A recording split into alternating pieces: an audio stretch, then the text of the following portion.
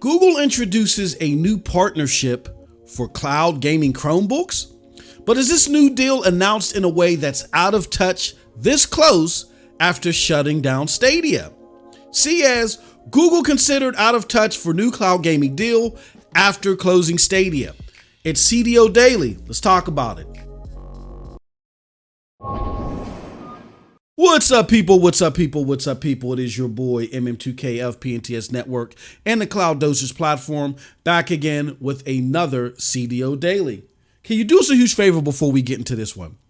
Hit that like button, hit that subscribe button, and rock those bells for notifications, please, so you know when we're dropping these doses. We appreciate all of y'all. Straight up, y'all know the deal. Y'all know the reason, and by now y'all should know the slogan.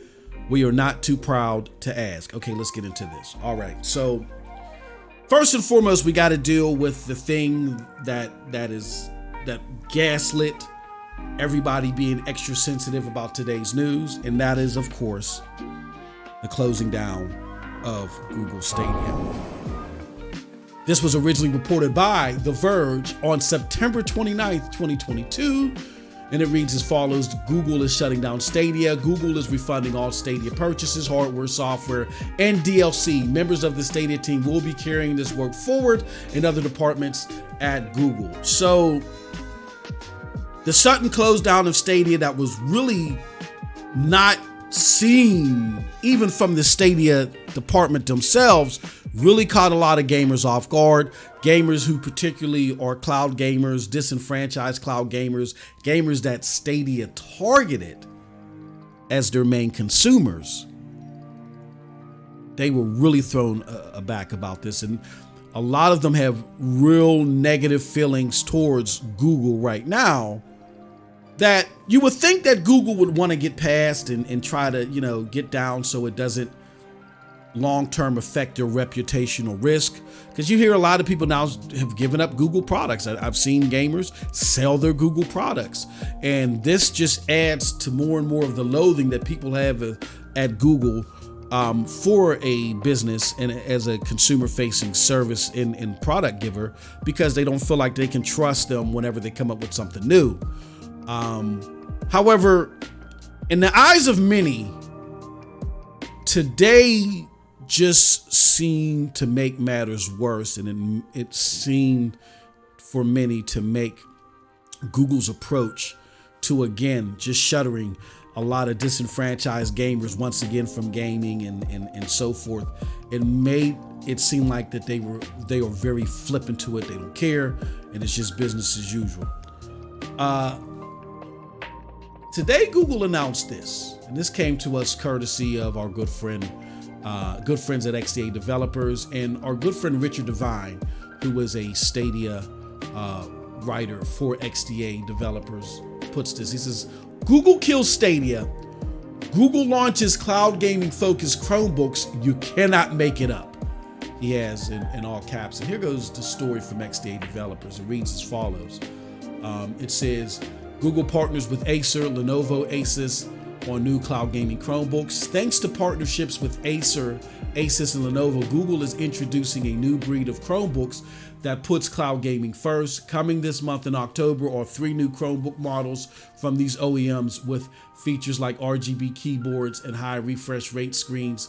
Prices on the devices as low as $399 and can reach as high as $799. You'll be able to find them at many popular retailers like Walmart and Best Buy and enjoy cloud streaming services like Amazon Luna, Xbox Cloud Gaming, as well as NVIDIA Geforce Now, and of course, no Stadia, which was owned by Google.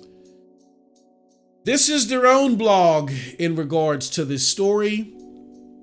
They put this out here, and to the dismay of many, thought this was okay. They said, meet the latest Chromebook, the world's first laptop built for cloud gaming, complete with an RGB keyboard, 120 hertz display, and access to 1,000 plus games. It's time to get your game on. And here goes the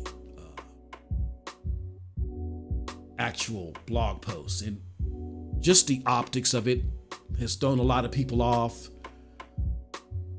And it continues to read, Chromebooks have always been known for being fast, secure, and easy to use devices. Since their launch more than a decade ago, we've improved their capabilities and expand the variety of devices for people to choose. And it talks about a lineup of gaming Chromebooks powered by the cloud.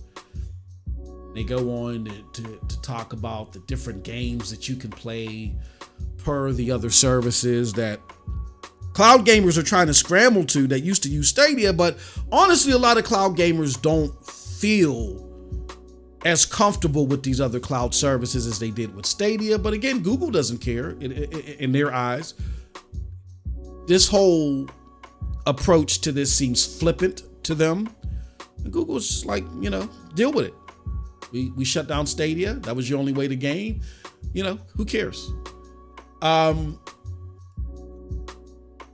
everybody is roasting them. Those that believed in Stadia, those that didn't believe in Stadia, and so on. They're getting hammered by this.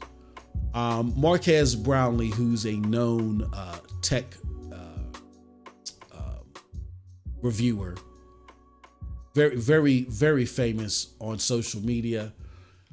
In response to this, he says, "Glad you're really committed to cloud gaming." I think that was a serious burn there. Let's just scroll through some of these comments. A lot from I see a lot of former Stadia players here. Shout out to my homegirl over at Twitter. Well, no, I think she's in Disneyland right now, but shout out to Jamie Summers, who graced our channel and did for SSC Podcast 101. She said, "For F's sakes, I'm seriously considering canceling all my Google services after this ish. I hope these slap in the face Chromebooks fell hard." I think I'm gonna like that one. Oh gosh, it just goes on and on and on and on. They're seriously getting roasted in here, and of course, because I follow a lot of these cloud gamers, that's what you see at first. But it's more than cloud gamers that are really roasting them about this. It's insanity to see the responses here and how bad Google is getting roasted because of this. So, what do you think about all this? Do you think that Google is out of touch, or maybe are people being unfair? Because Stadia is closed. What are they supposed to do about it, right? It just is business as usual. Are they supposed to hold off a month and maybe garner some reputational risk in doing so? Is this tone deaf, or is this out of touch by Google? Let us know what you think about all this in the comment section below. Because like I always say, who cares what I think? But if you did like my coverage of this story, check out the links below to follow me. They'll lead you to the Broadband Bullies, PNTS Network, Hard Knot Digital Culture, and yes, the Stadia Dosage. And if you want my full take on this, my full unfiltered take on this, I highly urge you to check out my snippet, or check out the entire podcast. Sound Off is a show that I do for our members. You can go click on it right now and get my full take on this. We deep dive this, and we deep dive what this does to Stadia's reputational risk, or Google's reputational risk long term. With that said, we appreciate all of y'all. Thank y'all so much. Have a wonderful, wonderful gaming day. Peace.